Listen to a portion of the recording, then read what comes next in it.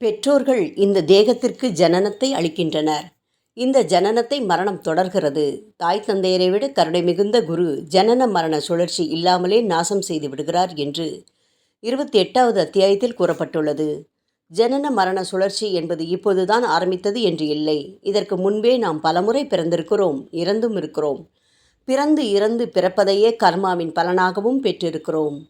செய்த நன்மை தீமைக்கு ஏற்ப அந்தந்த குடும்பங்களில் பிறக்கிறோம். இதே பெற்றோர் அடுத்த பிறவிக்கு வந்திட வாய்ப்பு கிடையாது.